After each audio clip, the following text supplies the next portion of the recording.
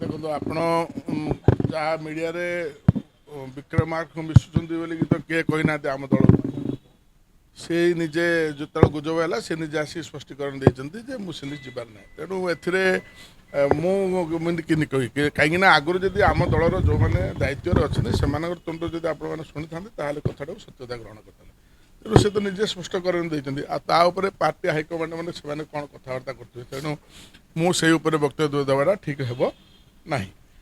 ଆଉ ମିଶିବା କଥା ଦେଖନ୍ତୁ ଭାରତୀୟ ଜନତା ପାର୍ଟି ବର୍ତ୍ତମାନ ଯେଉଁ ଭଳିଆ ବିଜୁ ଜନତା ଦଳର ଅବସ୍ଥା ଓଡ଼ିଶାରେ ହେଲାଣି ମୁଁ ତଳେ ଦିନେ କହିଛି ଏବେ ମଧ୍ୟ କହୁଛି ଆଉ କିଛି ଦିନ ଭିତରେ ତଳିତଳାନ୍ତ ହେବ ନାମନିଶାନ ରହିବ ନାହିଁ। ଇଏ ସତ୍ୟ ସତ୍ୟ ସତ୍ୟ।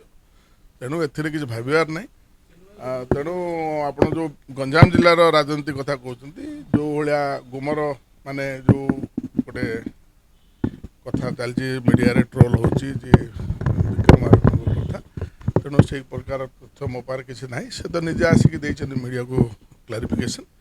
ତେଣୁ ଏଥିରେ କିଛି ମୁଁ ଭାବୁଛି ସେ ଯେତେବେଳେ ନିଜେ କ୍ଲାରିଫିକେସନ୍ ଦେଇସାରିଛନ୍ତି ତା ଉପରେ ଆଉ ଆଲୋଚନା ନ କରିବାଟା ଠିକ୍ ହେବ।